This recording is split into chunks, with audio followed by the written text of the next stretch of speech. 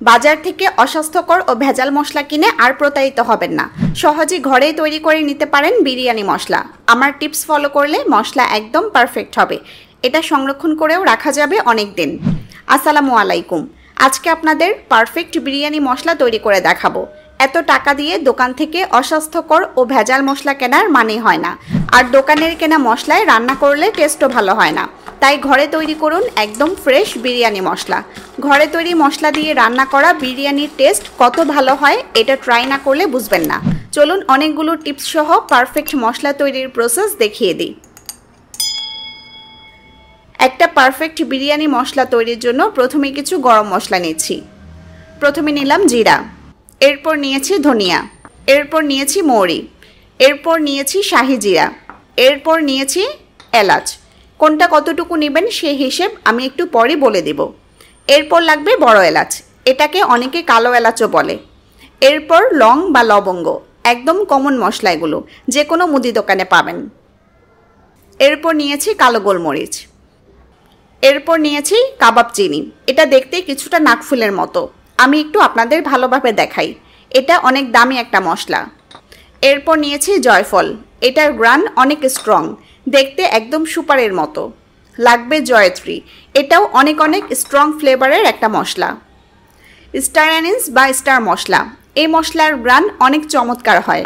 আর লাগবে দারচিনি, এটা সবচেয়ে কমন মশলা আমাদের রান্নাঘরের। আরও একটা কমন মশলা নিলাম তেজপাতা। প্রথমে এখানে আমি 14 রকম আস্ত গরম মশলা নিলাম, তবে এগুলো শেষ না, একদম শেষে আরও কিছু মশলা দিতে হবে। আমি সব বিস্তারিত দেখিয়ে দেব। এবার তেজপাতা বাদে বাকি মশলাগুলো একটু টেলে নিতে হবে, সেজন্য এগুলো একটা প্যানে দিয়ে দিচ্ছি। সেই সাথে কোন মশলা কতটুকু নিলে পারফেক্ট হবে সেটাও বলে দিচ্ছি। প্রথমে দিচ্ছি জিরা, এটা নিয়েছি 4 টেবিল চামচ। এরপর নিয়েছি ধনিয়া, এটা নেবেন 4 টেবিল চামচ।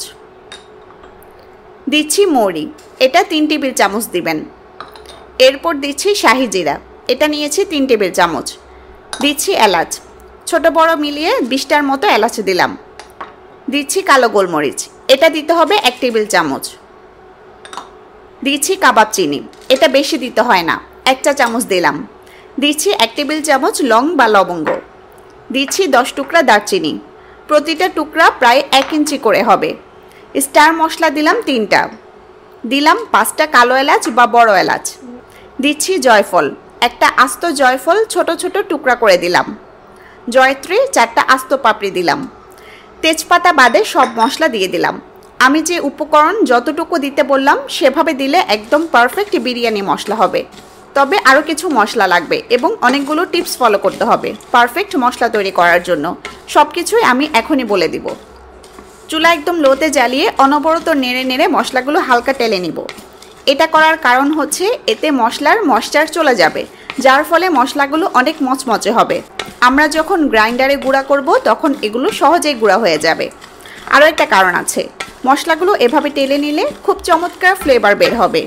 এর ফলে মশলা রান্নায় দিলে স্বাদে গন্ধে একদম পারফেক্ট হবে রান্নাটা। আপনারা চাইলে একটা ট্রেতে মশলাগুলো বিছিয়ে রোদে দিতে পারেন, কড়া রোদে 2-3 ঘন্টা শুকালেও হবে। চুলায় যখন টেলে নেবেন তখন কোনোভাবেই অতিরিক্ত হিট যাতে না লাগে, একদম লো আঁচে মিনিট খানেক অনবরত নেড়ে টেলে নেবেন। যখন নাকে খুব চমৎকার ফ্লেভার পাবেন তখন চুলা অফ করে নামিয়ে নেবেন। চুলা অফ করে প্যানে রেখে দেওয়া যাবে না, প্যানে রেখে দিলে মশলাগুলো বেশি ভাজা হয়ে যাবে, পুড়েও যেতে পারে। তাই অন্য একটা পাত্রে ছড়িয়ে দিতে হবে। ছড়িয়ে দিয়ে কিছুটা ঠান্ডা হয়ে আসা পর্যন্ত অপেক্ষা করতে হবে। আপনি কি আমার কাছে cake, pizza, chocolate, ice cream, brownie সহ আরও বিভিন্ন আইটেম শিখতে চান? একদম কম ফিতে ঘরে বসে অনলাইনে কোর্স করতে চাইলে এখনই হোয়াটসঅ্যাপ নাম্বারে মেসেজ করুন। যখন মশলাগুলো স্বাভাবিক তাপে আসবে তখন গ্রাইন্ডারে গুঁড়া করে নেব। আমি গ্রাইন্ডারে জারে মশলা নিয়ে নিচ্ছি। বেশি গাদাগাদি করে গ্রাইন্ড করবেন না, প্রয়োজনে কয়েকবারে গ্রাইন্ড করবেন।